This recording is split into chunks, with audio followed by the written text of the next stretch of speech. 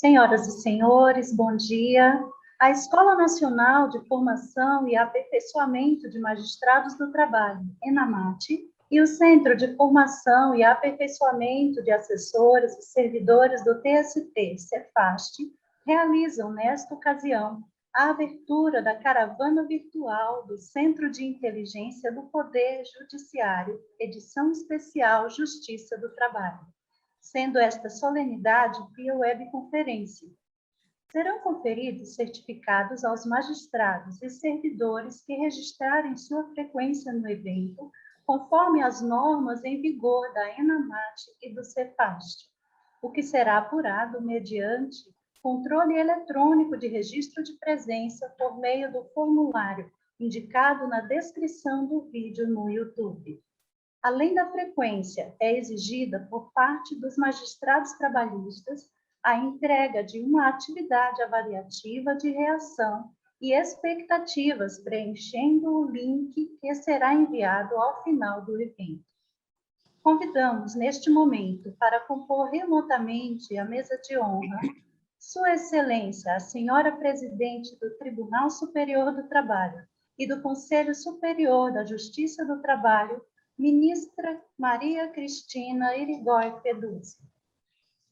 Sua Excelência, a Senhora Diretora da ENAMAT, Ministra Dora Maria da Costa. Registramos, neste momento, a presença remota dos seguintes ministros do Tribunal Superior do Trabalho. Ministro Alexandre Luiz Ramos, conselheiro consultivo da ENAMAT. Também registramos, neste momento, a presença remota de Sua Excelência, o Senhor Juiz Federal Marco Bruno Miranda Clementino, do Tribunal Regional Federal da 5ª Região, primeiro conferencista.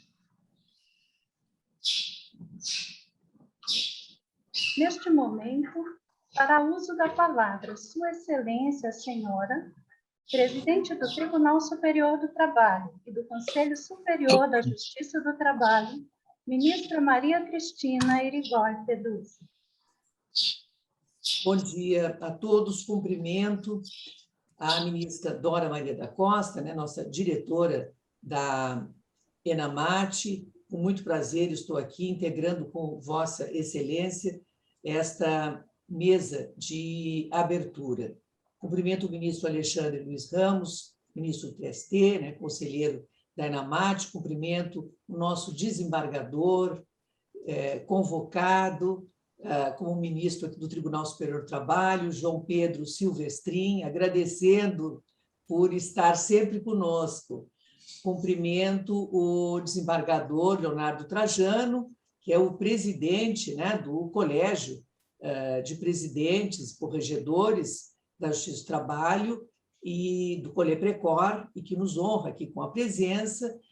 Cumprimento o juiz Marco Bruno Miranda, o nosso palestrante, o primeiro palestrante de hoje. Cumprimento o doutor, o magistrado Platão Neto, que é o grande articulador destes seminários, e é o nosso juiz auxiliar da direção da ENAMAT.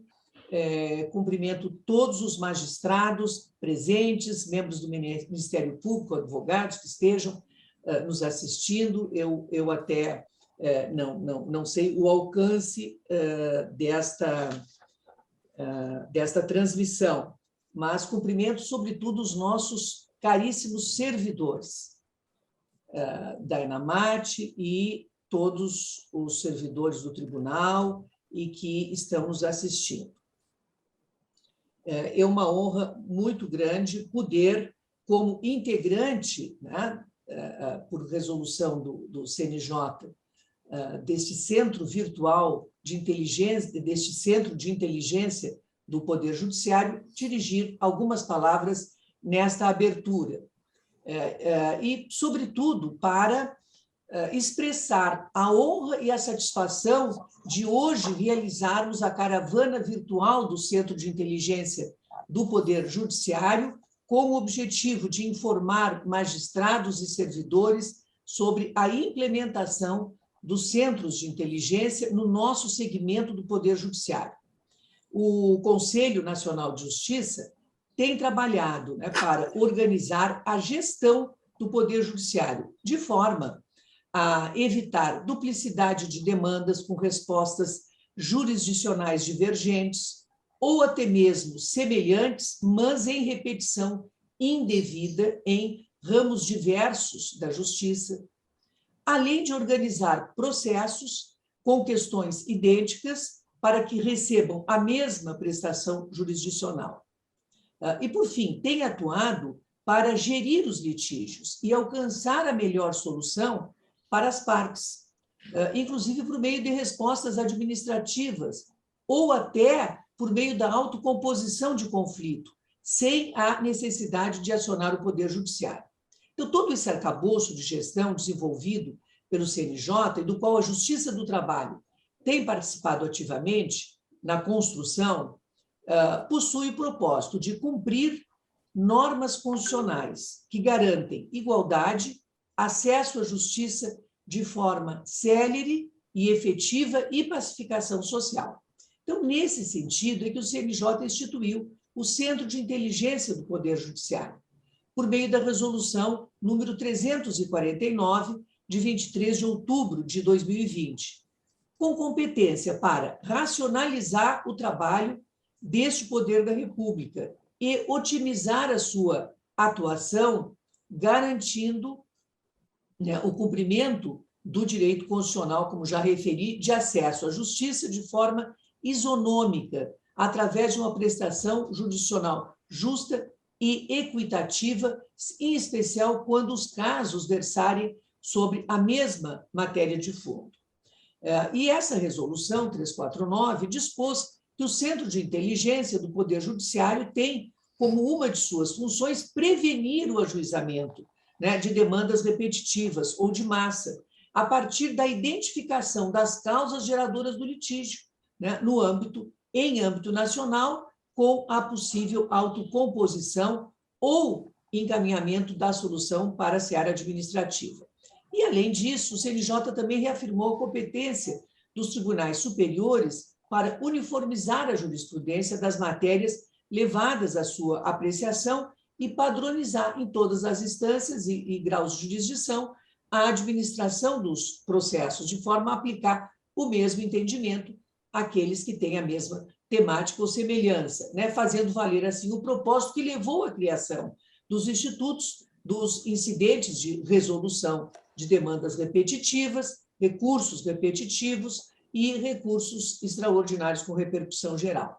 E, ademais disso, o Centro de Inteligência do Poder Judiciário ele deve estabelecer critérios, né, de taxonomia para a classificação de demandas repetitivas ou demandas de massa, de forma a permitir que a gestão dos processos ocorra de forma organizada e eficiente, gerando uma prestação jurisdicional, não é, mais veloz e mais eficiente. Então, para permitir, né, uma melhor administração e cumprimento desses propósitos, a mesma resolução autorizou que cada tribunal regional do trabalho mantenha um centro de inteligência. E tendo em mente, então, o conceito procedimental de democracia, né, defendido pelo filósofo Jürgen Habermas, firmado, né, no debate amplo para se alcançar uma solução comunicativa de conflitos, então a direção do TST e do Conselho Superior da Justiça do Trabalho abriu franco diálogo com o Colégio de Presidentes Corregedores dos Tribunais Regionais do Trabalho para construir, não é, uma solução conjunta que atendesse à resolução 349 do CNJ, mas consideradas as particularidades da Justiça do Trabalho. Então, através dessa comunicação ampla, o Coleprecor elaborou uma resolução submetida ao Conselho para disciplinar a matéria em todos os TRTs. Então, cada centro de inteligência será composto por um grupo decisório e um grupo operacional, né? O decisório dirigido pelo presidente do tribunal, pelo vice-presidente, pelo corregedor regional e desembargadores integrantes da comissão de precedentes, e o grupo operacional com uma direção com mais membros entre magistrados e servidores da Justiça do Trabalho. E assim, os centros de inteligência dos tribunais regionais do trabalho possuem essa missão de cumprir em âmbito local as diretrizes da resolução CNJ Matriz, com enfoque primordial em prevenir o ajuizamento das demandas repetitivas ou demais, através do incentivo à autocomposição ou da solução administrativa. Também por meio da uniformização de procedimentos, além de instruir o TST com informações subsidiárias sobre a repercussão econômica, política, social ou jurídica das questões levadas à sua apreciação em processos repetitivos. E, além disso, os centros devem auxiliar na administração dos processos e manter sempre diálogo com os demais centros de inteligência do Poder Judiciário, para organizar, assim, da melhor forma, a gestão dos processos. Então, essa missão institucional de articular políticas e ações de mediação e conciliação dentro da Justiça do Trabalho de todo o Poder Judiciário é da maior importância. E isso porque a justiça não se encontra apenas numa decisão judicial, mas ela pode ser concebida através de uma composição entre as partes em conflito. Por isso, a importância da mediação e da conciliação, que no atual contexto da pandemia tem sido muito praticada. Enfim, a experiência do Conselho Nacional de Justiça, sob a direção do nosso querido ministro Luiz Fux, ela já está rendendo frutos, e Sua Excelência sempre vem demonstrando muita preocupação em que esses mecanismos se desenvolvam. E exemplo disso é o grupo de trabalho formado por representantes da Justiça do Trabalho e da Justiça Federal, que identificou o problema preocupante em relação envolvendo o Fundo de Garantia por Tempo de Serviço. E isto já está sendo, inclusive, bem examinado, desenvolvido pela nossa eficiente equipe de tecnologia da informação, que está sempre à disposição para viabilizar o que for necessário. Então, as palestras que se seguirão irão, sem dúvida, esclarecer e detalhar todos os procedimentos, métodos, experiências do Centro de Inteligência na Justiça do Trabalho, que irá cada dia se desenvolver mais, e, enfim, contamos com o apoio de todos para que esses centros de inteligência cresçam e se aperfeiçoem, para que a Justiça do Trabalho cumpra sempre a sua missão institucional, com qualidade, eficiência e de forma integrada com todo o Poder Judiciário. Muito obrigada e muito bom seminário. Nesse momento, ainda em tempo, registramos as presenças do senhor desembargador convocado João Pedro Silvestrin e do desembargador do Trabalho, Leonardo José Videres Trajano, do TRT da 13ª Região, nosso segundo conferencista. Neste instante, para uso da palavra, Sua Excelência, Senhora Ministra Dora Maria da Costa, diretora da ENAMAT, que fará a apresentação do primeiro conferencista desta manhã. Bom dia a todos. Inicialmente, eu quero agradecer a presença da ministra Cristina Peduzzi, e quero colocar a ENAMAT, e eu tenho certeza que o Cefast também, através do ministro Breno Medeiros, estará sempre à disposição para estes eventos que são esclarecedores, e este será para mim também, porque desconheço a amplitude do que possa esse centro realizar. Cumprimento também o ministro Alexandre Ramos, nosso conselheiro da ENAMAT, agradecendo a presença dele aqui, inclusive como vai conduzir a mesa do nosso segundo palestrante. Cumprimento também o juiz Marco Bruno, que aceitou o nosso convite para fazer essa palestra sobre esse tema tão importante. Cumprimento também o desembargador Leonardo Trajano, o desembargador João Pedro Silvestrin, que muito nos honra com as suas presenças. Agradeço também o juiz Platão Neto, que é um incansável na escola, e a gente tem que agradecer todos os dias, porque a escola tem feito um trabalho junto, inclusive, com o Cefaz, um trabalho brilhante. Cumprimento os nobres juízes que estão presentes e também os nossos servidores. Eu penso que conhecer o Centro de Inteligência da Justiça do Trabalho, principalmente, é importante para todos eles. Inclusive, eu divulguei entre o meu gabinete para que nós possamos iniciar essa jornada. E, sem muita delonga, eu tenho o prazer de convidar Sua Excelência, o juiz federal Marco Bruno Miranda Clementino, para a sua conferência sobre o tema Centro de Inteligência do Poder Judiciário, pressupostos conceituais e o método da inteligência judicial. O juiz Marco Bruno é juiz federal, professor associado da Universidade Federal do Rio Grande do Norte, onde também é professor do programa de mestrado em Direito. É mestre e doutor em Direito, tem formação em Inovação e Liderança pela Harvard Kennedy School. Atualmente exerce as funções de juiz auxiliar da presidência do Tribunal Regional Federal da 5ª Região, integrando também a rede de inovação da Justiça Federal da 5ª Região e rede de inteligência da Justiça Federal da 5ª Região.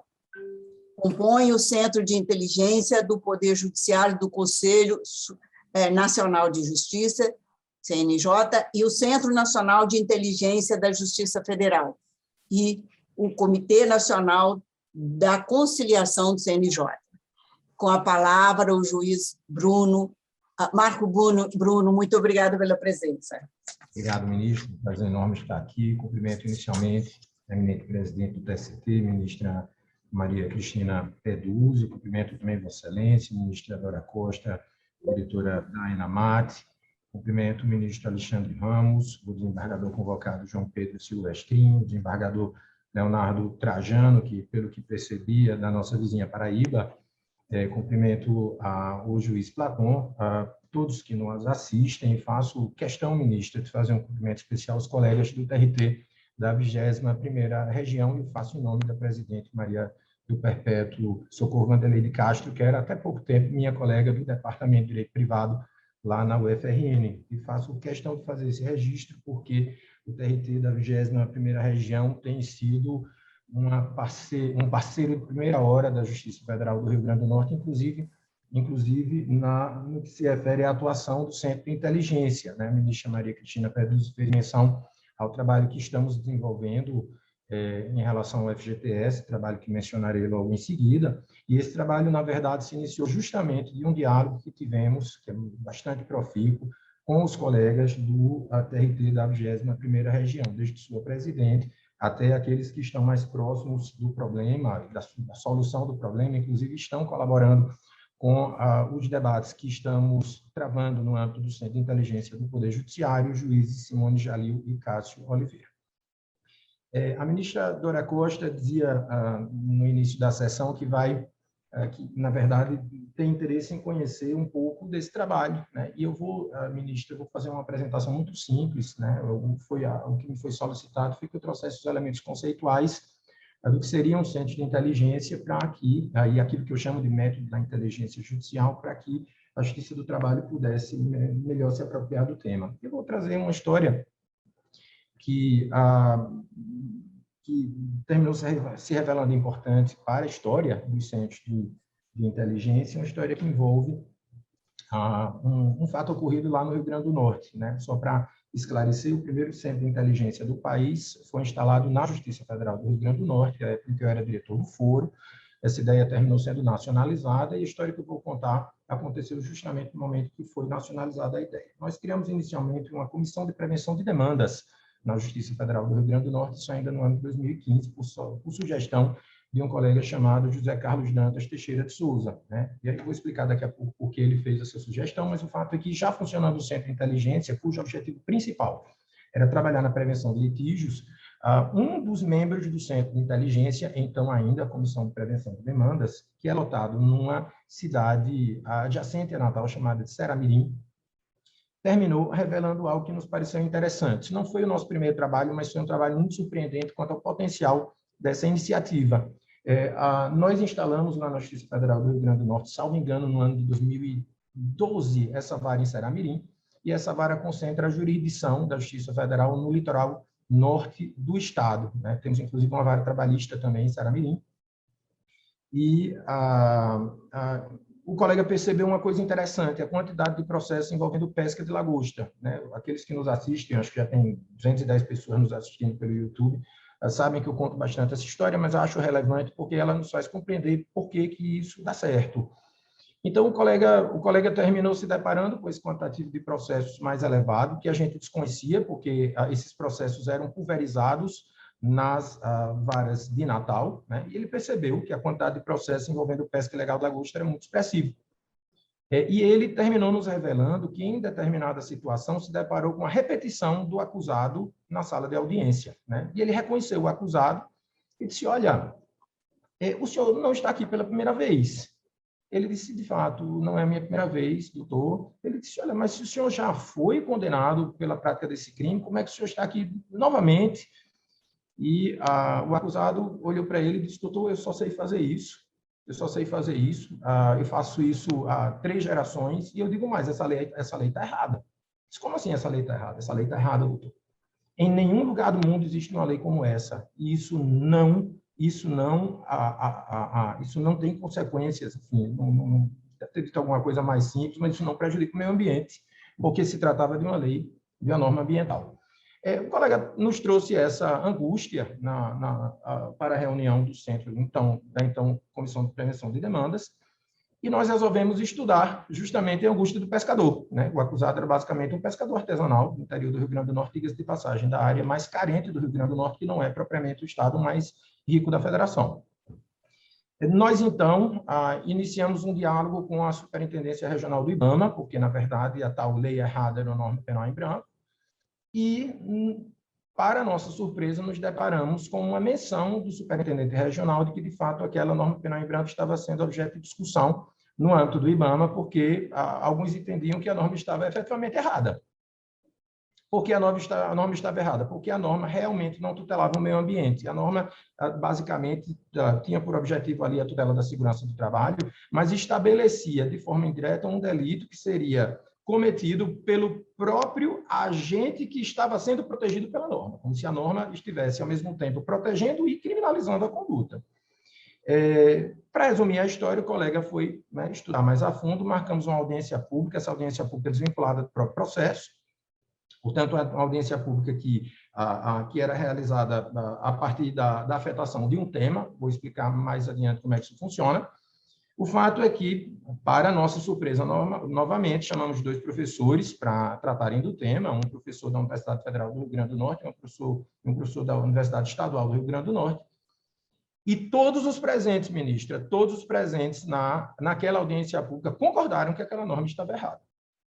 O que foi absolutamente assustador, porque nós estávamos condenando sistematicamente, ali estávamos identificando algo que não nos parecia existir, que era uma demanda repetitiva criminal, e nós estávamos condenando as pessoas com base numa norma que considerada errada pela própria autarquia federal responsável pela respectiva edição.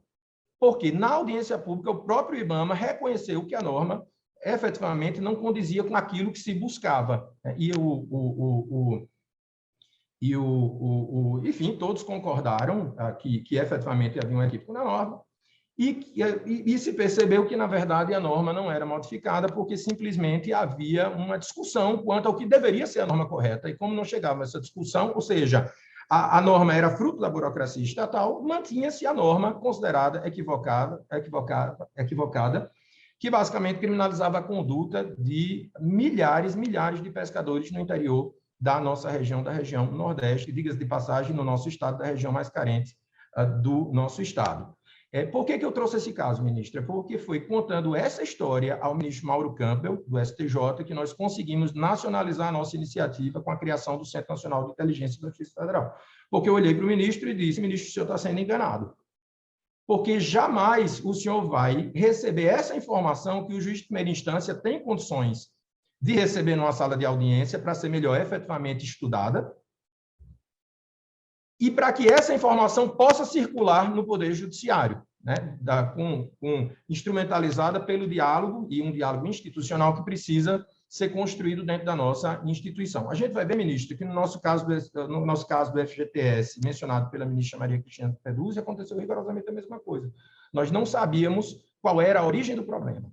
Então, no nosso caso da pesca da lagosta no Rio Grande do Norte, o que nós conseguimos fazer foi descer a origem do problema, a origem do conflito, e a partir da detecção da origem do conflito, oferecer um tratamento, sim, de gestão, para que esse conflito seja solucionado justamente na origem, evitando a multiplicação de demandas no Poder Judiciário em função dessa dificuldade de descer a origem do problema, forte na constatação de que nós somos, como instituição, vítimas de problemas sistêmicos que são invisíveis, lembrando ali de Antoine de Saint-Exupéry, invisíveis aos olhos, né? De modo que o nosso objetivo aqui é descer efetivamente a origem do conflito para tentar solucionar esses conflitos na origem. Então, eu vou tomar aqui a liberdade de começar a usar os nossos slides para trazer qual seria a nossa visão sobre o tema. Então, o tema seria Centro de Inteligência do Poder Judiciário, pressupostos conceituais e o método da inteligência judicial, né? Eu falo em Centro de Inteligência do Poder Judiciário, ministra Dora, mas, na verdade, a reflexão vai girar em torno do Centro de Inteligência do Poder Judiciário, como também da rede de centros de inteligência do Poder Judiciário, porque a grande vantagem desse sistema é o fato de a gente estabelecer um funcionamento em rede do Poder Judiciário com a participação de forma horizontal de todos os centros de inteligência de todos os ramos da justiça, né? O Centro de Inteligência do Poder Judiciário vai ser um grande articulador dessa rede, atuando mais diretamente de forma residual, justamente para que toda essa rede possa funcionar de forma articulada e solucionando os problemas de forma coordenada. Na verdade, é com muita tristeza que eu digo isso, mas, na verdade, quando eu penso hoje em como o Poder Judiciário funciona, me lembra muito desse desenho animado chamado Corrida Maluca, né? A gente percebe uma elevadíssima produtividade dos nossos membros, juízes e servidores, né? A performance sempre melhorando no curso dos próximos anos, e a gente simplesmente não consegue dar vazão à nossa demanda. E a gente não consegue dar vazão à nossa demanda justamente porque a gente meio que se acostumou a aceitar a procedimentalização da nossa instituição e, de certo modo, a escravização da nossa instituição, um modelo de solução de litígios que é absolutamente incompatível com o Brasil de hoje, né? E aí, nesse sentido, os centros de inteligência foram criados, essa frase é da desembargadora do TRF4, Thaís Schilling Ferraz, foram criados porque nós estamos cansados de enxugar gelo. E nós enxugávamos gelo justamente porque nós não fazíamos efetivamente gestão do nosso acervo. Nós fazemos gestão de nossas unidades, nós fazemos gestão administrativa dos nossos tribunais, mas nós não fazemos, ministra, a gestão do conhecimento do nosso acervo, daquilo que nós temos para lidar e para oferecer à população. De modo que, se eu posso dizer de um objetivo imediato do Centro de Inteligência, a gente começar a trabalhar para oferecer cientificidade e gestão à nossa atividade sob a perspectiva da origem do conflito, né? A gente identificando o conflito e compreendendo qual seria a melhor forma de solucionar aquele conflito, ainda que fora do processo judicial a gente vai ter condições de trazer os fundamentos disso, porque, do contrário, a gente vai continuar batendo cabeça. No caso do FGTS, ministra, nós partimos daquilo que a gente achava que era meramente o conflito jurisprudencial. Nós achávamos que TST e STJ tinham posicionamentos diferentes quanto à quitação do FGTS que era recolhido na Justiça do Trabalho, quando na verdade, percebemos que é algo muito mais grave, muito mais sério que isso, um problema entranhado na burocracia administrativa brasileira, e nós percebemos também, vamos chegar lá, nós percebemos também, ministro, que nós éramos simplesmente enganados pela burocracia e com maior gravidade. Nós percebemos que a própria defesa da União era enganada porque não sabia do que estava acontecendo. Trazendo aqui os pressupostos conceituais, é bom lembrar que nós, assim, nosso ativo é a função jurisdicional, né? Nós prestamos jurisdição. Mas é certo que a função jurisdicional ela nunca é exclusiva, como de resto nenhuma função do Estado é prestada exclusivamente. Mesmo quando a gente presta função jurisdicional, nós prestamos também função administrativa, exercemos também função administrativa. Porque, por exemplo, o que é para, né, na perspectiva da função jurisdicional, na perspectiva da jurisdição, uma sentença judicial? É uma norma jurídica individual e concreta, né, voltada à solução de um determinado litígio. Mas quando a gente profere uma sentença, ou quando Vossa Excelência profere um voto, ou quando o tribunal lavra um acórdão, existe todo um serviço administrativo vinculado ao exercício dessa função jurisdicional. E esse serviço não é apenas aquele serviço burocrático. Até o estilo que Vossa Excelência usa na redação do seu voto é a expressão da função administrativa, porque a função jurisdicional é basicamente a norma construída ali, né, resultado da interpretação do seu próprio voto e consequente acórdão do tribunal, com projeção de efeitos à sociedade. Mas, por exemplo, hoje se está falando no uso de elementos visuais, né, em petições, em decisões judiciais. Ora, quando se opta pelo uso numa sentença judicial de direito visual, ali, na verdade, nós fazemos uma opção de gestão, é uma opção administrativa, que se agrega, né, ao produto clássico da função jurisdicional, de modo que a jurisdição está sempre atrelado àquilo que eu chamo de serviço judicial. E esse serviço judicial, vejamos bem, né, o colega Platão estava me dizendo antes aqui do início do nosso evento, que é professor da Universidade Federal de Goiás, como eu sou professor da Universidade Federal do Rio Grande do Norte. A culpa de nós não termos atentado para isso antes, Platão, é nossa, porque nós não discutimos isso nas faculdades de Direito. Nós ensinamos processo de forma abstrata. Nós não ensinamos os nossos alunos a solucionarem litígios, né? No caso da Universidade Federal do Rio Grande do Norte, né, nós até temos o orgulho, o que é, ao mesmo tempo, uma vergonha. Nós instituímos a primeira disciplina, pelo menos das universidades federais, de autocomposição de conflitos, há mais de 10 anos. Mas, ministra, nós temos 30 horas de autocomposição na UFRN e temos mais de 300 horas de processo.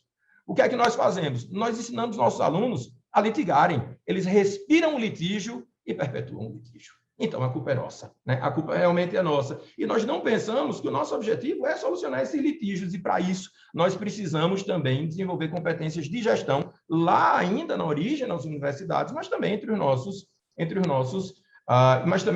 juízes, e esse é um papel, sem dúvida, da ENAMAT. Então, como isso aconteceu, né? Como eu vinha dizendo, quando eu era diretor do foro, o colega chegou lá no gabinete e dizia: ô Marco Bruno, é um absurdo como é que um local de gente talentosa como a Justiça Federal, né? Gente talentosa, seus juízes, seus servidores, não consegue resolver os seus problemas, recebe cada vez mais uma quantidade maior de processos, sabe? E não está começando, e cada vez mais está escravizada, enxugando o gelo sem conseguir efetivamente resolver os problemas da sociedade. O nosso tribunal, ministra, veja bem, o que é um orgulho, é um absurdo. O TRF da 5ª Região, no próximo ano, dependendo aí de eventual aprovação de emenda constitucional, pagará em precatórios e requisições de pequeno valor 11 bilhões de reais.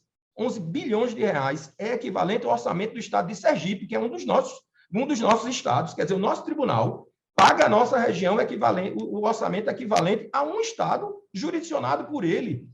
Isso é ótimo, porque mostra que o nosso tribunal é eficiente. O nosso tribunal é eficiente, mas é péssimo, porque significa dizer que a nossa sociedade é juridicamente doente. Juridicamente doente, porque quando um tribunal paga o equivalente a 100% do orçamento de um estado por ele jurisdicionado, é porque algo de errado está efetivamente acontecendo, né? Então, a ideia foi, né, de criar aquilo que a gente chamou de Comissão de Prevenção de Demandas. Redigimos lá uma portaria, a portaria trouxe os seguintes objetivos. Eu ainda trago aqui a redação inicial: facilitar o diálogo entre os atores jurídicos, contribuir para a redução de demandas repetitivas, atuar na prevenção das demandas repetitivas, facilitar a comunicação entre atores processuais, evitar a ausência de diálogo como foco de conflito, que é muito comum no Estado brasileiro. O caso da pesca da lagosta é um exemplo disso, como também o do FGTS. Noticiar fatos relevantes a autoridades competentes, ações coletivas, padronização administrativa, etc. Comunicar à autoridade judiciária a necessidade de uniformização de jurisprudência, como também propor a padronização de rotinas entre as unidades jurisdicionais. Esse era basicamente o objetivo. Nós criamos a comissão e começamos a trabalhar literalmente tateando. A gente não sabia o que iria fazer, até, ministra, que afetamos o primeiro tema. E aí eu vou explicar como é que a gente trabalha na prática, né? A gente identifica um foco de conflito e afeta um tema correspondente a esse foco de conflito, né? Por que usamos tema? Porque já é expressão usada pelo Supremo na repercussão geral e pelo STJ no que se refere à gestão dos precedentes qualificados por meio daquilo que a gente chama de recursos representativos de controvérsia. Então, nós afetamos o tema, designamos um relator, e esse relator, ele basicamente não tem um procedimento concreto a ser observado. O que ele precisa é desenvolver uma metodologia, considerando o problema que lhe é posto, como a gente faz, basicamente, num projeto de pesquisa empírica, como referido pela ministra Maria Cristina Peduzzi. Então, ele desenvolve um projeto de atuação no que se refere àquele específico tema. Esse projeto, claro, não precisa estar formalizado, mas o fato é que esse projeto precisa ter como pressuposto a ampliação do diálogo. A ministra Maria Cristina Peduzzi mencionou a Habermas. A Habermas, com as devidas adaptações, é uma inspiração para o Centro de Inteligência. Então, o diálogo precisa ser ampliado para que se compreenda efetivamente a origem do problema e, a partir dessa compreensão, para que se ofereça um resultado concreto.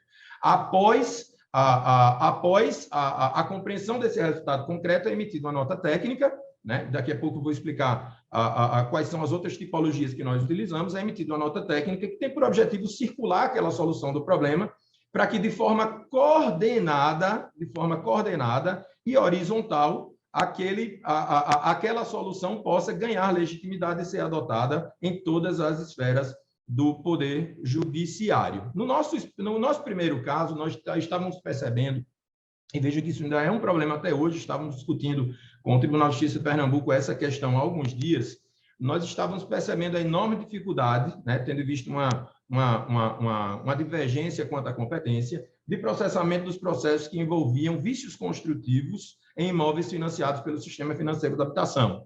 Nós estávamos recebendo no Rio Grande do Norte com dezenas de milhares de processos entre a Justiça Estadual e a Justiça Federal, e nós precisávamos meio que uniformizar o tratamento desses processos. O nosso primeiro foco foram as varas da Justiça Federal. Então, a gente afetou esse tema, a colega Gisele Leite terminou fazendo o respectivo estudo. Vejam que o estudo ainda tinha um detalhe interessante que mostra a importância disso para a gestão de precedentes. A gente tinha dificuldade de compreender o próprio precedente qualificado do STJ. Tinha dificuldade. E, às vezes, o precedente terminava não sendo vinculante, não porque não se quisesse conferir o respectivo prestígio, mas simplesmente porque a gente não conseguia compreender o precedente. Então, foi feito um estudo do precedente qualificado, para que, assim, uniformizássemos os procedimentos burocráticos referentes à tramitação dessas demandas. Quando foi concluída a nota técnica, a gente percebeu que havia ali a necessidade de diálogo também com a Justiça Estadual, que na época não tinha o seu centro de inteligência. Então, recorremos ao nosso juiz de cooperação e fomos visitar o TJ, fomos visitar o presidente, fomos por ele recebidos. O presidente nos comunicou que o Tribunal de Justiça tinha um IRDR afetado em relação àquele tema, o que tornou extremamente oportuno, vejam que coisa, que a gente efetivamente fosse dialogar com o TJ, porque o TRF da 5ª Região tinha um IRDR afetado em relação ao mesmo tema. Eu não preciso dizer a confusão que seria, né, se surgissem julgamentos conflitantes em relação aos dois tribunais. Levamos ao TJ a nossa nota técnica, fomos levados ao relator do TJ, dizendo que estávamos ali, basicamente, praticando diplomacia judicial, era uma visita de cortesia para que conhecesse o nosso posicionamento institucional em relação àquela matéria, e entregamos a nota técnica ao relator no âmbito do Tribunal de Justiça. O relator recebeu com alegria a nossa nota técnica e disse: era tudo que eu queria. Vejam como a burocracia existente na nossa instituição impede efetivamente um diálogo franco voltado a uma solução mais racional dos nossos problemas. Ele disse: era tudo que eu queria, mas eu estava acanhado de perguntar a vocês o posicionamento institucional de vocês, porque eu precisava saber do posicionamento de vocês para pensar num posicionamento racional também para a Justiça Estadual. Para resumir a história, ministra, com a nossa nota técnica, nós conseguimos uniformizar a jurisprudência, tanto na Justiça Federal quanto na Justiça Estadual. Na época, houve contestação de um dos nossos integrantes do Centro de Inteligência nosso da Justiça Federal, que é professor de processo, porque dizia: isso vai ser muito mal visto, como é que a gente vai visitar o TJ? Vão considerar que a gente está ali afrontando a independência judicial. Eu disse: mas qual é a solução que você propõe? A solução do Código. A solução do Código são os conflitos de competência. Eu disse: agora sim.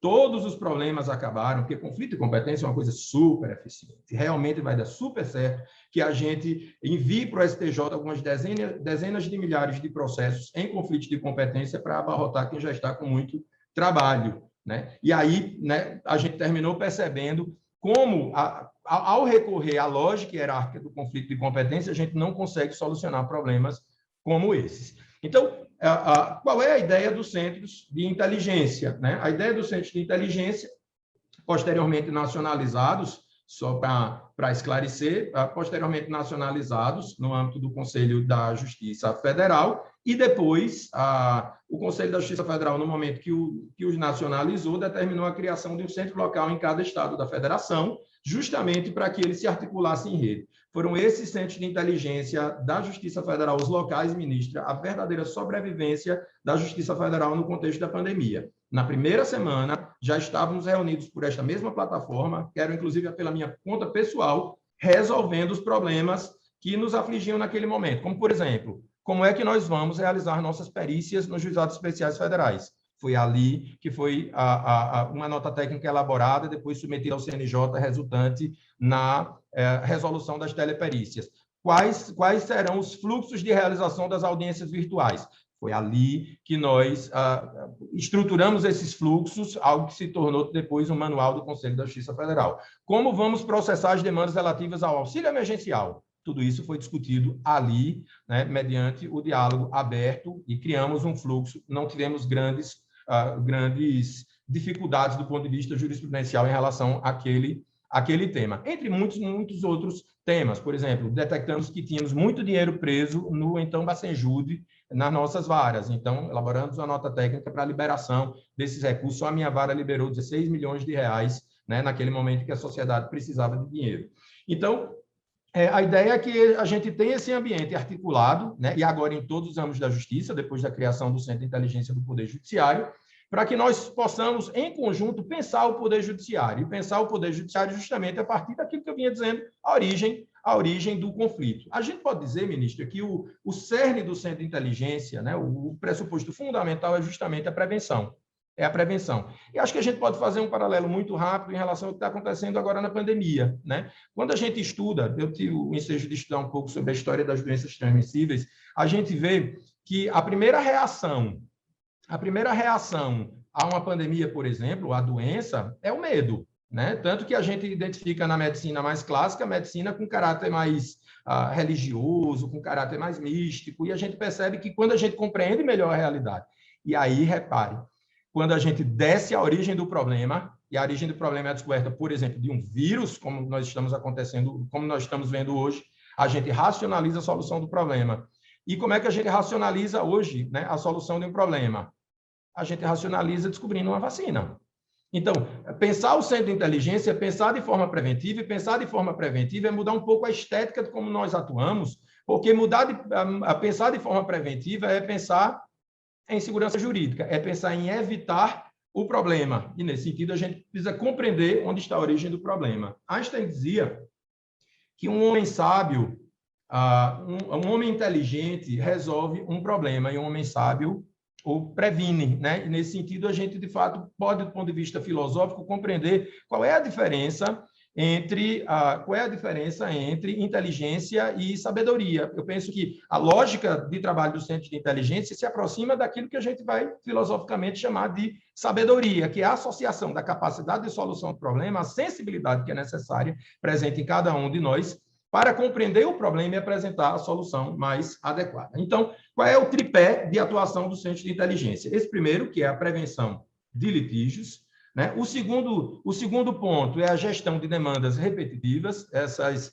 eu sempre as trago, enfim, são as minhas filhas, eu tenho gêmeas, então eu sou expert em demandas repetitivas, né? Já faz tempo que eu bati essa foto, mas, enfim, eu sou expert nesse tema. Dá um trabalho danado, ministra, mas, enfim, o fato é que a gestão de demandas repetitivas, seja quanto à uniformização procedimental, seja quanto ao estabelecimento de um diálogo em torno da temática veiculada pela demanda efetiva. Lá no Rio Grande do Norte, por exemplo, a gente tem uma portaria do diretor do foro, por meio da qual a gente, no momento em que identifica uma demanda repetitiva, a gente pode comunicar ao Centro de Inteligência, o Centro de Inteligência faz a gestão disso e dialoga com as varas para escolher uma, para fazer uma instrução mais verticalizada daquela demanda repetitiva, para estudar melhor aquela demanda repetitiva, realizar uma audiência maior, por exemplo, evitando a pulverização da solução dos problemas, e criou um sisteminha para compartilhamento dessa audiência verticalizada, dessa instrução verticalizada entre as varas, de modo, claro, a otimizar o nosso trabalho. E, por fim, o gerenciamento de precedentes, porque a gente compreendeu que o Centro de Inteligência tinha um enorme potencial justamente para fortalecer o sistema de precedentes no país. Simplesmente porque a gente percebia a gente percebia que a dificuldade de comunicação entre os diversos ramos do Poder Judiciário fragilizava o caráter vinculante de precedentes, né, que são emitidos em repercussão geral e em recurso efetivo pelo STJ. Em determinadas situações, hoje, por exemplo, nós estamos discutindo, no âmbito do Centro de Inteligência do Poder Judiciário, os efeitos do tema 793 do Supremo, porque a Justiça Federal e a Justiça Estadual ainda não conseguem compreender exatamente como promover o desdobramento do que foi decidido pelo Supremo. E a gente percebeu, no nosso primeiro tema lá no Rio Grande do Norte, porque a gente não compreendia o desdobramento que o STJ queria de nós naquele caso dos vícios construtivos. Como também a gente começou a compreender, ministra, que às vezes o nosso sentimento em relação ao acervo era dificilmente compartilhado pelo colega que está no Tribunal Superior. A gente começou a perceber, por exemplo, a importância de sinalizar alguns temas para possível overruling de precedentes. Algo que às vezes o ministro num Tribunal Superior não percebe, porque não está percebendo o efeito do seu julgamento na quantidade de processos que terminam sendo ajuizados ou que terminam sendo de difícil solução em primeira e segunda instâncias. Então, hoje é muito comum que o Centro Nacional de Inteligência da Justiça Federal detecte uma dificuldade com algum precedente qualificado, ou detecte um tema que mereça um precedente qualificado, e indique à Comissão de Gestora de Precedentes do STJ, como também ao Supremo Tribunal Federal, a importância, e aí a gestão disso é feita naturalmente pelo Tribunal Superior, mas a importância de enfrentamento de determinada matéria, porque isso se percebeu claramente, fortalece a própria jurisprudência dos tribunais superiores. Ministra, eu terminei escrevendo muito recentemente sobre aquilo que eu chamei de princípios da inteligência judicial, porque isso que eu estou narrando aqui eu termino chamando de método da inteligência judicial, né? Esse é um novo método de solução de litígios voltado à prevenção. A prevenção, algo que não é comum no nosso sistema judicial, né? No nosso sistema judicial. E aí os princípios, vou dizer muito rapidamente, né? Até porque o tempo está quase se esgotando. Esses princípios da inteligência judicial se iniciam com o princípio da preservação da competência jurisdicional. Jamais uma nota técnica do Centro de Inteligência vai vincular um magistrado a uma magistrada. Por hipótese nenhuma, né? O objetivo do Centro de Inteligência é fazer gestão, e fazendo gestão, o grande ativo do Centro de Inteligência é a legitimidade do processo de construção daquela decisão. Parte da ideia, e aí por isso que tem uma característica habermasiana, da legitimidade é partir justamente do diálogo e da amplitude desse diálogo, né? E esse diálogo proporcionando uma solução muito mais rica, muito mais verticalizada para a solução de um determinado problema. O segundo princípio é o princípio da jurisdição em rede, né? A ideia do Estado em rede é uma ideia já há muito tempo, muito comum na ciência política, né? A gente pode falar do próprio Habermas, né? do Manuel Castells, do Huckbeck, enfim, acho que não convém perder, não que seja perder tempo, mas enfim, a gente não vai ter condições de discutir isso em profundidade, mas o fato é que é a ideia de que nós podemos funcionar em rede, né? Todos interconectados, né? De forma a proporcionar soluções mais permeáveis aos nossos problemas. O terceiro princípio é o princípio da horizontalidade. E veja que coisa, ministra, o objetivo aqui não é subverter a lógica hierárquica do Poder Judiciário, é estabelecer uma lógica de gestão horizontal que complementa e, de certo modo, fortalece na gestão de precedentes a lógica hierárquica, né? Mas a jurisdição em rede propicia uma aproximação das instâncias do Poder Judiciário para que uma tenha condições de levar ao conhecimento da outra os problemas que a estão afligindo, de modo a que todos possam, de forma cooperativa, e o princípio da cooperação é um princípio seguinte, de forma cooperativa, agir em torno da solução desses problemas que são sistêmicos. O princípio do diálogo entre instâncias, né, mostra que, por exemplo, não haverá violação à independência judicial, né, imparcialidade, se porventura, né, a senhora recebe um ofício um ofício de um colega da primeira instância dizendo: ministra, tem importância, tem um determinado precedente aqui que está gerando uma multiplicação de demandas, se puder priorizar isso aqui, são 3.000 processos só na minha vara, etc. Então, esse princípio do diálogo entre instâncias, como eu disse, o princípio da cooperação, o princípio da governança judicial compartilhada. Esse é um princípio que eu terminei construindo a partir de uma experiência muito rica que tenho. É verdade que num conjunto de processos, mas uma experiência muito rica que tenho justamente com o TRT da 21ª região, né? Esse princípio parte da ideia de que é um compromisso de cada um de nós, um dever de cada um de nós, como instituição e de cada ator jurídico no Brasil, envidar esforços no sentido da prevenção de litígios e da solução racional dos problemas que afligem o funcionamento do sistema jurídico. O princípio da informalidade e da flexibilidade significa dizer que não vai haver um procedimento estanque para observância no momento que se está ali aplicando o método da inteligência judicial. O princípio da inovação significa dizer que, através da inteligência judicial, é possível construir soluções que agregam valor, eu chamo de valor judicial, e soluções criativas para a solução de problemas mais complexos, estruturais, sistêmicos, problemas que sejam difíceis de serem solucionados. O princípio da prevenção, naturalmente, a qual eu já me referi, e o princípio, que diria, seria um grande axioma desse sistema, que seria o princípio da segurança jurídica, né? É bom lembrar que a ideia de prevenção é uma ideia de se evitar o risco. Portanto, é essencialmente o princípio que atrai a estética de segurança jurídica, né? Eu já meio que expliquei como isso funciona. A gente tem, observa no método isso tem sido feito no país inteiro, observa ali algumas fases, né? A fase de compreensão da existência do problema, né? Na hora que se compreende a existência do problema, essa compreensão é muito importante que seja auxiliada por instrumentos tecnológicos. O Tribunal de Justiça do Distrito Federal, por exemplo, hoje trabalha com 3 painéis de BI voltados apenas à compreensão dos problemas de litigiosidade no acervo do tribunal. Nós também desenvolvemos, não está pronto ainda, mas, enfim, nós desenvolvemos também um painel, ministro, que por cores, né, em cada unidade lá do Rio Grande do Norte, a gente identifica quais são os problemas mês a mês que vão surgindo pelas distorções nos acervos. Então, é preciso, primeiro, compreender o problema. No momento que se compreende o problema, se afeta um tema, afeta-se o tema e depois se designa um relator. O relator vai, né, ampliar a análise, é muito importante o diálogo nesse aspecto, para descer a origem do problema, compreender a origem do problema. Compreendendo a origem do problema, se emite uma nota técnica.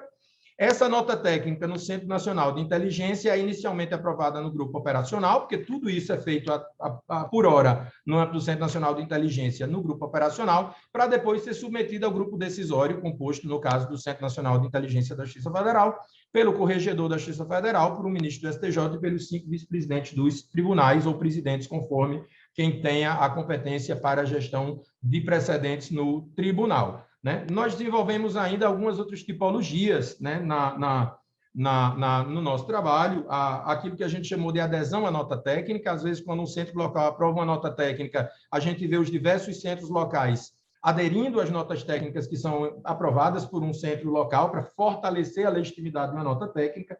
Também a supervisão de aderência, né? Não há que se falar em cumprimento ou supervisão de cumprimento, como acontece no sistema interamericano, porque não há aqui o exercício da função jurisdicional. Então, como é que a gente vai verificar se uma nota técnica efetivamente surtiu algum resultado, algum efeito? A gente inicia um trabalho de supervisão de aderência, que é uma pesquisa que é feita, né, quanto à aceitação dessa nota técnica para ver se algum ajuste precisa ser feito.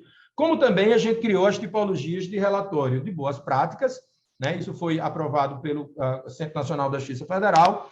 O relatório de boas práticas não precisa passar pelo grupo decisório, como também recentemente criamos algo que a gente chamou de relatório de alerta, quando a gente precisar, com urgência, dizer algo ao grupo decisório para dizer: vem uma bomba aí, né? Não há ainda a reunião do grupo decisório marcado, mas a gente está trazendo aqui um problema que precisa ser tratado, né? Entre outros aspectos, mas, enfim, o objetivo aqui, ministra, basicamente, é a gente promover gestão do conhecimento, gestão do capital intelectual e do capital institucional do Poder Judiciário. É justamente, né, a partir daquela constatação de que nós temos um corpo de juízes e servidores fantástico, como é que nós vamos poder potencializar esse corpo de servidores para que o conhecimento se agregue, seja produzido e circule na própria instituição. E, por fim, né, para que eu cumpra aqui o tempo, os 4 minutos que me restam, ministro, eu queria trazer um pouquinho do trabalho que nós estamos desenvolvendo no âmbito do Centro de Inteligência do Poder Judiciário, no grupo de trabalho referente ao FGTS. O que é que a gente vinha percebendo? Né? Esse grupo tem basicamente a participação, né, da Justiça Federal e da Justiça do Trabalho, os colegas do Gervásio e do TST e Rogério do Conselho Superior da Justiça do Trabalho, junto com os colegas também do TRT da 21ª Região, Cássio e Simone, Murilo enfim, servidores também da Justiça do Trabalho, como também agora a participação da Procuradoria da Fazenda Nacional, que terminou se agregando às nossas atividades. Mas a gente vinha percebendo que, isso com a experiência, que era muito comum que o FGTS recolhido na Justiça do Trabalho fosse depois cobrado na Justiça Federal em execução fiscal. E a vara que eu titularizo é uma vara de execução fiscal. E isso me incomodava muito, porque eu percebia que alguma coisa estava errada naquilo, e a gente começou a estabelecer um diálogo, ainda lá no Rio Grande do Norte, antes da criação do Centro de Inteligência do Poder Judiciário, tentando solucionar isso, porque a gente teve uma situação que foi muito particular, né? Um caso envolvendo um time de futebol, que é inclusive o time pelo qual eu não torço, mas, enfim, envolvendo um time de futebol, nós fizemos uma audiência em cooperação judiciária, eu e o colega da Justiça do Trabalho, o colega Michael.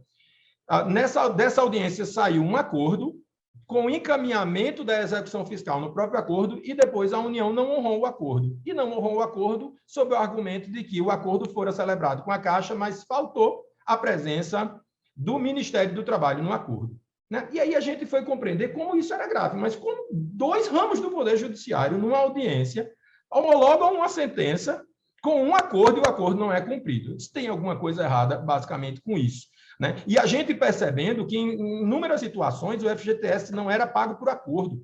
O FGTS era pago por determinação do juiz do trabalho, com bloqueio na conta do reclamado, e ainda assim a cobrança era feita. Eu disse, isso só pode ter um problema nisso, Quando nós começamos a discutir, a gente achava que só havia uma mera divergência jurisprudencial entre o STJ e o TST, porque o STJ diz que, a partir de um determinado momento, se o recolhimento não for feito diretamente na conta vinculada, a cobrança será feita, né? E aí a gente estaria numa situação muito difícil, porque, né, são tribunais que não têm subordinação hierárquica ao outro. A gente precisaria, de alguma forma, oferecer uma solução criativa para isso, porque não faz sentido que a pessoa pague o seu FGTS na Justiça do Trabalho e depois tenha o valor cobrado na Justiça Federal.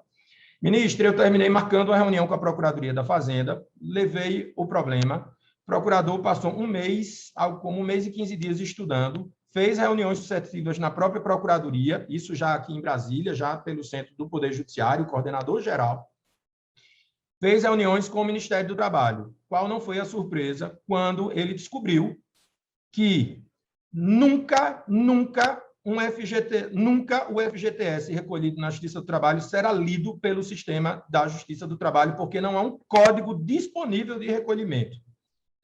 E o pior, o procurador me disse, constrangido, que a Fazenda Nacional não sabia disso, de modo que a Fazenda Nacional não contava a verdade ao STJ, porque a Fazenda Nacional também, de certo modo, vou dizer, enganada.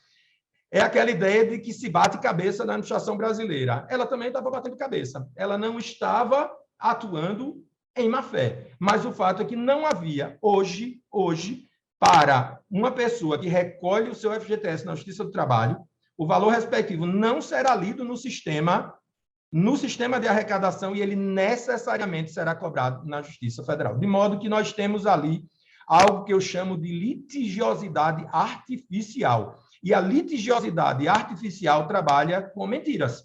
Mentiras que não são contadas de propósito, mas mentiras que são contadas. Então, o juiz do trabalho mentia para o reclamado, dizendo que ficasse tranquilo quanto àquele recolhimento.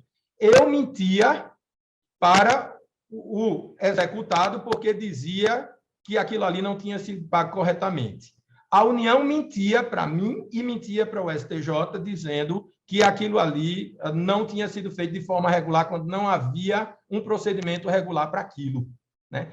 E, basicamente, nós vivíamos numa verdadeira mentira. Por que vivíamos nessa mentira? Porque não tínhamos condições de compreender qual é a origem do problema. Para resumir a história, segundo me disse o colega Rogério Neiva, a ministra, com muita alegria, posso dizer isso, a ministra Maria Cristina Peduzzi disse que esse tema se tornou prioridade na gestão dela e por isso que ela fez a referência no sentido de ter acionado já a área de tecnologia da informação do Conselho Superior da Justiça do Trabalho para que seja desenvolvida uma funcionalidade no PJE que propicie a leitura pelo sistema da União do FGTS recolhido na Justiça do Trabalho, de modo que com esse trabalho, ministra, serão algo como dezenas, quiçá centenas de milhares de demandas, eu diria centenas de milhares de demandas que deixarão de ser propostas perante a Justiça Federal. Então, ministra, em nome do Conselho da Justiça Federal, eu só tenho a dizer, a Justiça Federal agradece por essa colaboração da Justiça do Trabalho e eu penso que também a sociedade brasileira. Então, esse é o trabalho que nós estamos desenvolvendo. Fica aqui apenas a minha gratidão pela atenção, carinho e confiança da Enamate, pelo convite que me foi feito. Muitíssimo obrigado. Vejamos, nós é que agradecemos a esclarecedora e brilhante palestra feita pelo juiz Marco Bruno, e isso só nos traz alegria, porque vai surtir aí, já está surtindo frutos, né, com a ministra Cristina se comprometendo a fazer essa leitura. A burocracia realmente brasileira ela é difícil de ser enfrentada, mas temos cabeças jovens que estão aí lutando para isso, como o juiz Marco Bruno. Eu agradeço muitíssimo em nome da Enamate e do Cefast, e também aos que prestigiaram essa primeira conferência, porque é um tema muito interessante e temos muito ainda a ouvir pela frente. Eu devolvo a palavra ao cerimonial. A organização da caravana virtual do Centro de Inteligência do Poder Judiciário, edição especial Justiça do Trabalho, agradece as honrosas presenças de Sua Excelência, Senhora Presidente do Tribunal Superior do Trabalho e do Conselho Superior da Justiça do Trabalho, Ministra Maria Cristina Irigoyen Peduzzi, e também de Sua Excelência, a Senhora Diretora da Enamate, Ministra Dora Maria da Costa. Em seguida, daremos continuidade às atividades da caravana virtual. Com a devida autorização, convidamos para compor remotamente a mesa Sua Excelência, o senhor ministro Alexandre Luiz Ramos, conselheiro consultivo da Enamate, e Sua Excelência, o senhor desembargador do Trabalho Leonardo José Viteres Trajano, do TRT da 13ª Região, conferencista. Neste momento, fará uso da palavra Sua Excelência, o senhor conselheiro consultivo da Enamate, ministro Alexandre Luiz Ramos. Muito bom dia a todos. Inicio cumprimentando nossa presidente, ministra Maria Cristina Peduzzi, a diretora da Enamate, ministra Dora Maria da Costa, o desembargador convocado João Pedro Silvestrin e o juiz Platão Neto, juiz auxiliar da Enamate, cumprimentando todas as demais autoridades, servidores e os participantes. Tenho a honra de convidar Sua Excelência, o senhor desembargador do Trabalho, Leonardo José Viteres Trajano, para a sua conferência intitulada As experiências atuais da adoção do Centro de Inteligência na Justiça do Trabalho. Um breve currículo de Sua Excelência. Graduou-se em Direito pela Universidade Federal da Paraíba em 1996. De 1997 a 2012, exerceu a advocacia trabalhista, até quando, em 2012, tomou posse como desembargador do Tribunal Regional do Trabalho da 13ª Região, representando o 5º Constitucional da Advocacia. Exerceu as funções de ouvidor e presidente da primeira turma no biênio 2015-2016. Foi presidente da Comissão de Informática e do Comitê Regional do Processo Judicial Eletrônico nos biênios 2015-16 e 2017-18. presidente do Comitê Prioritário de Atenção ao Primeiro Grau, no biênio 2017-18, foi vice-presidente e corregedor do TRT da 13ª Região, presidente do Colégio de Presidentes e Corregedores dos Tribunais Regionais do Trabalho, Coleprecor, e o desembargador tomou posse em janeiro de 2021 como presidente do Tribunal Regional do Trabalho da Paraíba, cargo que ocupa atualmente. Então, sem mais delongas, agradecendo Sua Excelência, o desembargador Leonardo Trajano, lhe passo a palavra. Muito bom dia a todos. Permitam-me, inicialmente, agradecer ao ministro Alexandre Luiz Ramos, presidente do painel, pelas palavras elogiosas, pela apresentação. Cumprimento igualmente a ministra Maria Cristina Peduzzi, presidente do Conselho Superior da Justiça do Trabalho e do Tribunal Superior do Trabalho, a ministra Dora Maria da Costa, diretora da ENAMAT, o juiz Platão Neto, auxiliar da ENAMAT, o juiz Marco Bruno Miranda, que com muito brilho apresentou a primeira conferência do evento, o desembargador convocado João Pedro Silvestrin, que muito nos honra com sua presença nesse evento, as senhoras e senhores magistrados que nos acompanham, senhoras e senhores servidores. Permita-me, ministro, inicialmente dizer da minha imensa satisfação em participar do evento, em ter presenciado a palestra do juiz Marco Bruno Miranda, vizinho aqui do Rio Grande do Norte, que eu diria que muito me tranquilizou, porque Sua Excelência, sem sombra de dúvida, trouxe a cotejo considerações conceituais próprias do que vem se desenrolando nos centros de inteligência. Eu tenho uma amizade pessoal com o juiz Bruno Teixeira, aqui juiz titular da 2ª Vara do Trabalho, aqui da Seção Judiciária de João Pessoa, e o juiz Bruno Teixeira sempre fez referência ao colega Marco Bruno como um estudioso do tema.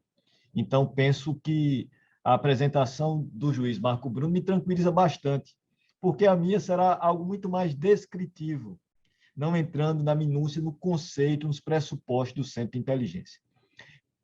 Destaco que a reflexão do juiz Marco Bruno, sem sombra de dúvida, abre horizontes para que, no âmbito da Justiça do Trabalho, cada vez mais se avance e se pense efetivamente em fazer um trabalho de fôlego nos centros de inteligência da Justiça do Trabalho. Eu vou pedir ao Dr. Renan Cartacho, que está aqui me ajudando, para iniciar uma apresentação que trago aqui às senhoras e os senhores. Vamos lá. Então, a primeira mensagem que passo, eu diria, valendo-me do tema caravana, né? Eu faço menção a Tolstói, que diz que se queres ser universal, começa por pintar a tua aldeia, né? Então, a caravana aqui em João Pessoa, chega também aqui a João Pessoa, e essa tela, essa fotografia realça o Porto do Capim, onde João Pessoa nasceu, diga Nossa Senhora das Neves. João Pessoa nasceu ribeirinha e tornou-se litorânea.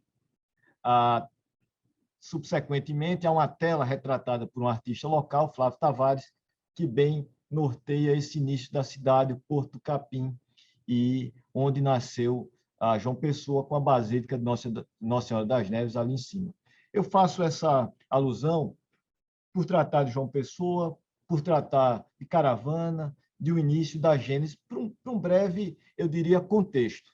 E o contexto que é fundamental que se traga é que, na sociedade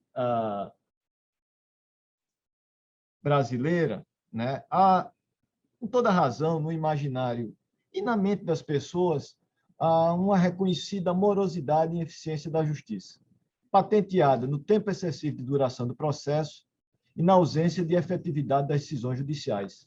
Eu não hesito em afirmar que nós, judiciários, trabalhamos diuturnamente, de forma incansável, para buscar mudar esse retrato que a população tem das atividades que são desenvolvidas pelo Poder Judiciário.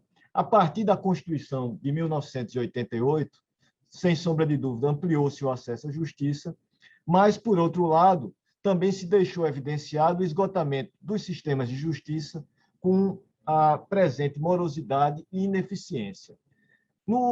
Ao longo dos anos 90, foram inúmeras atividades reformadoras do processo no Brasil, buscando conferir efetividade ao processo.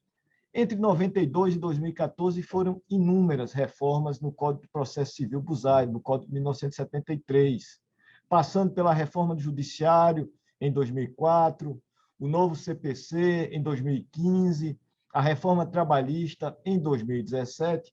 Não hesito em afirmar que cuidam-se de reformas que atraíram a doutrina mais atualizada, mais abalizada, podemos seguir adiante, visando sempre conferir maior efetividade e celeridade ao sistema. Os avanços legislativos, sem sombra de dúvida, são avanços teóricos. O caminho ainda é mais longo, na medida em que, para o aprimoramento do sistema de justiça, o caminho, sem sombra de dúvida, é interdisciplinar. E eu trago aí como a visão o farol da Pedra Seca, né, que é um marco aqui na Paraíba, o primeiro farol construído em 1869, que sempre traça um caminho dos navegantes a chegar no porto de Cabedelo.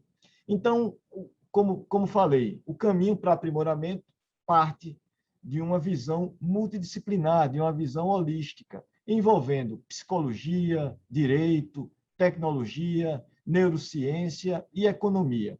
Há, no particular, uma obra que sempre recomendo para quem queira, eu diria, partilhar um pouco dessa visão de como tornar a justiça brasileira mais eficiente e mais efetiva. Eu sempre recomendo a leitura da obra do juiz federal Érico Navarro Volcker, Análise Econômica do Processo Civil, Sua Excelência Juiz Federal do TRF da 2ª Região, que apresenta um trabalho de fôlego, fazendo essa análise envolvendo a própria psicologia, toda a relevância do princípio cooperativo, e que acaba, por fim e ao cabo, tendo um link direto também com o sistema de precedentes e com o que culminou com os centros de inteligência.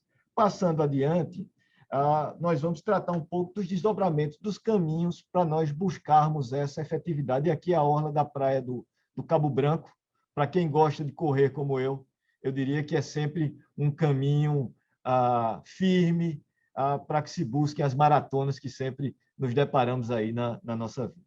E os desdobramentos quais são? Isso, obviamente, ainda buscando toda aquela atividade reformadora associada à busca da efetividade processual. Primeiro, um sistema estável de precedentes e segurança jurídica. Essas premissas,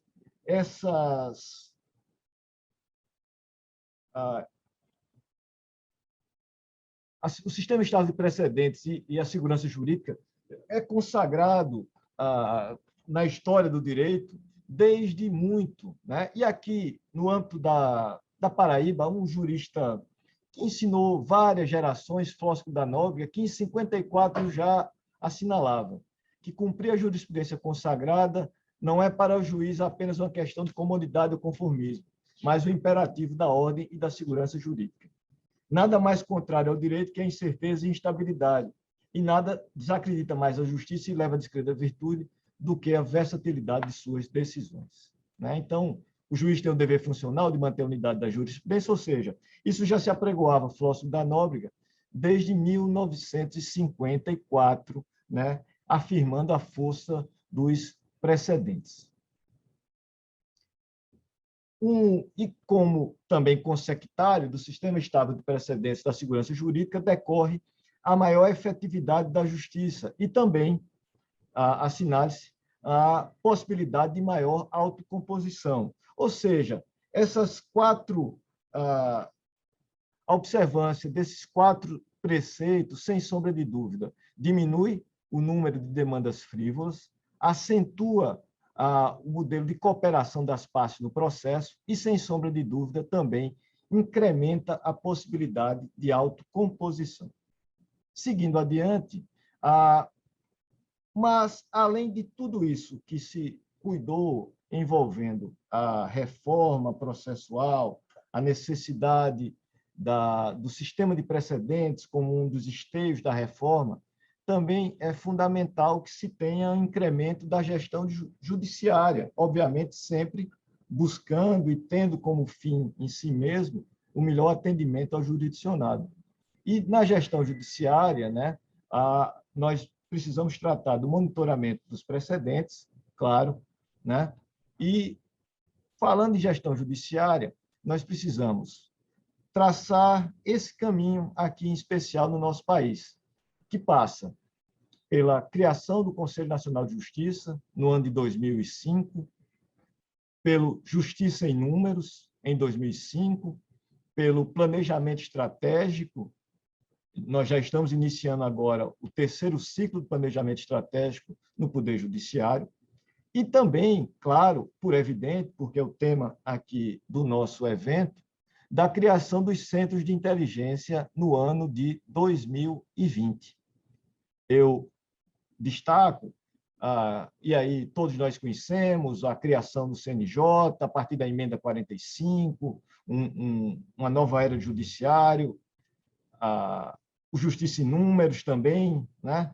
Porque passou a se divulgar a realidade dos tribunais, detalhamentos de estrutura, litigiosidade, indicadores, né? Ou seja, passou-se a ter o argumento empírico necessário para se ter os dados, para se trabalhar com a gestão e a governança do judiciário. O planejamento estratégico, que todos nós sabemos, que além de definir as diretrizes nacionais, cuida da missão, da visão, dos atributos de valor e dos macros desafios, né? E a estratégia nacional fixada pelo Conselho Nacional de Justiça já aponta em seus processos internos a necessidade da prevenção de litígios e a adoção de soluções consensuais para os conflitos, e também o da consolidação do sistema de precedentes obrigatórios. No âmbito da Justiça do Trabalho, no mapa estratégico da Justiça do Trabalho, nos nossos processos internos, também está patenteada a necessidade de garantir a efetividade do tratamento das demandas repetitivas. E, a partir, para o atendimento desses macros desafios, dos processos internos a que fiz referência, é que surge a criação dos centros de inteligência. E trago na foto a Estação Ciência, aqui em João Pessoa, cravado no ponto extremo oriental das Américas, aqui na Ponta dos Seixas, uma obra projetada e arquitetada por Oscar Niemeyer. E os centros de inteligência, como todos nós sabemos, e foi muito bem realçado pelo juiz Marco Bruno, eles abrangem o monitoramento das demandas judiciais e o gerenciamento dos precedentes. Buscam identificar soluções comuns a causas semelhantes que se repetem em milhares de processos judiciais em tramitação. Vejam, senhoras e senhores, né? Aqui na Justiça do Trabalho, quantas e quantas demandas envolvem eventuais pedidos de insalubridade de trabalhadores que laboram numa mesma planta fabril, na mesma função, e que, por uma observação diferente, digamos assim, de uma prova pericial, há casos em que se deferem adicional de insalubridade, há processos em que se indeferem tal parcela, né? Então, essas são soluções comuns para causas semelhantes que os centros de inteligência cuidarão de levar à administração soluções para se findar com decisões díspares que quebram o tão importante e almejado princípio da isonomia, né? Seguindo adiante, os centros de inteligência já foram adotados nos tribunais regionais do trabalho, estão em fase inicial de implantação. Nesse ponto, seguindo adiante, eu destaco que a estrutura básica dos centros de inteligência na Justiça do Trabalho compõe o grupo decisório, o grupo operacional, o funcionamento decorre de reuniões periódicas, com apresentação de notas técnicas e submissão à deliberação do grupo decisório. Iniciativas levadas a efeito do Centro de Inteligência no âmbito da Justiça do Trabalho. Primeiro, como foi realçado pela ministra Maria Cristina Peduzzi, o Colégio de Presidentes e Corregedores da Justiça do Trabalho encaminhou ao Conselho Superior da Justiça do Trabalho uma minuta de proposta de criação dos centros de inteligência, para que, respeitadas, por óbvio, as culturas dos regionais, a cultura dos regionais, haja uma harmonização entre os centros de inteligência na Justiça do Trabalho. Nesse ponto, o diálogo com o Conselho Superior da Justiça do Trabalho tem sido franco, tem sido produtivo, e penso que a minuta apresentada pelo Coleprecó, sem sombra de dúvida, deverá redundar em um ato normativo de extrema importância para toda a Justiça do Trabalho, com uma regulamentação harmônica em todos os regionais dos centros de inteligência no âmbito da Justiça do Trabalho. Também no CONAPROC, uma comissão criada para análise de implantação de plataforma de conciliação e mediação na Justiça do Trabalho. Nós já sabemos, né? Nós temos a mediação pré-processual em demandas coletivas. Elas geralmente estão funcionando no âmbito da vice-presidência dos tribunais regionais do trabalho e também no âmbito da vice-presidência do Tribunal Superior do Trabalho, com resultados extremamente relevantes, evitando crises com movimentos paredistas que redundam em graves prejuízos à sociedade.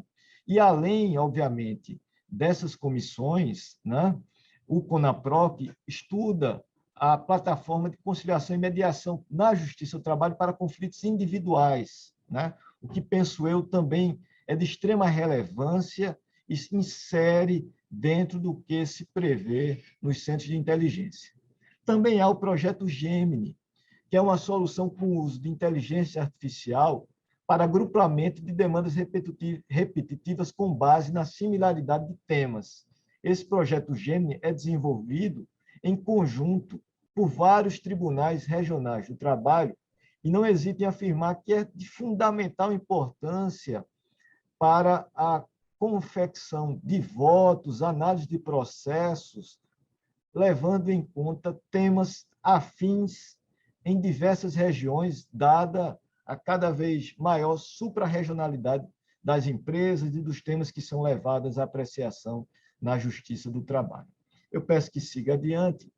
Com referência à proposta do Coleprecó para a padronização dos centros de inteligência, o que eu posso destacar, no primeiro momento, é de que o que foi proposto é de que o grupo decisório deve ser integrado pelo presidente do tribunal, que coordenará o centro de inteligência, o vice-presidente do tribunal regional, o corregedor e o desembargador integrante da comissão gestora de precedentes. O grupo operacional será integrado pelo juiz auxiliar da presidência, juiz auxiliar da corregedoria, 2 juízes de primeiro grau, o secretário-geral da presidência, o secretário-geral judiciário, o diretor de gestão estratégica, o diretor de TI e um servidor do núcleo de ações coletivas.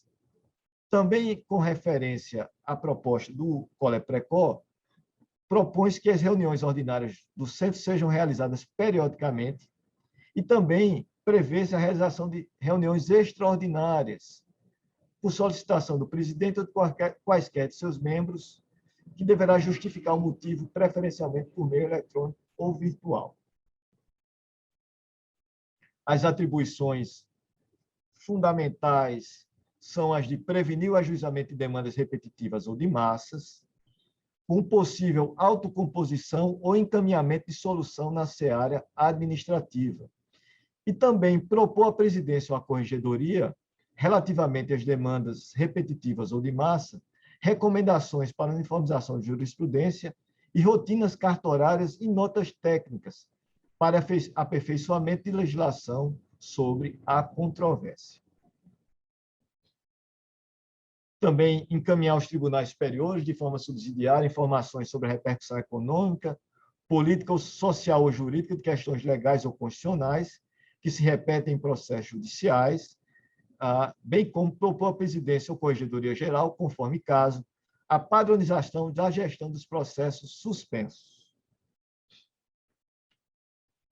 Também a internalização da norma jurídica, construída em precedente qualificado, manter interlocução com os demais centros de inteligência do Poder Judiciário, isso já foi muito bem pontificado pelo doutor Marco Bruno, que já ocorre entre o Tribunal Regional do Trabalho da 21ª Região e a Seção Judiciária Federal do Rio Grande do Norte, e também avaliar, se for o caso, disseminar as medidas consubstanciadas nas notas técnicas exaradas pelos demais centros de inteligência.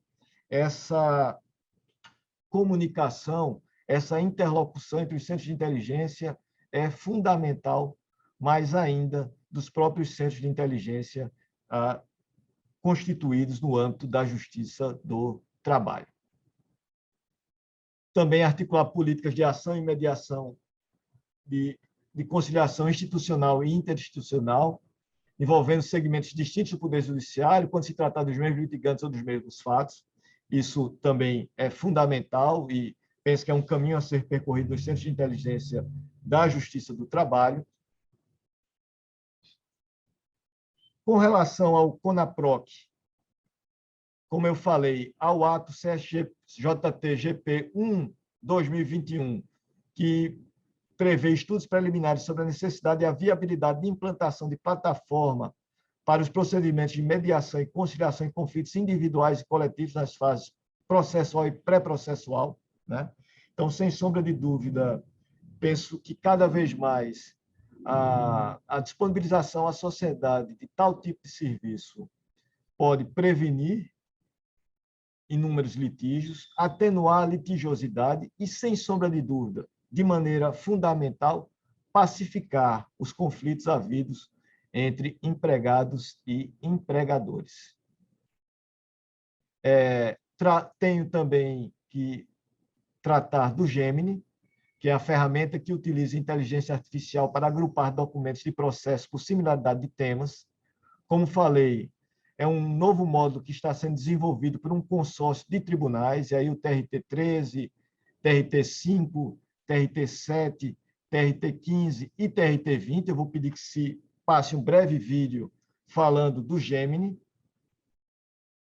O objetivo do novo módulo da ferramenta Gemini é auxiliar os regionais na identificação dos processos que possam ser submetidos à afetação para julgamento de demandas repetitivas. A ideia é usar a inteligência artificial para agrupá-los por similaridade de temas, de forma mais rápida e eficiente.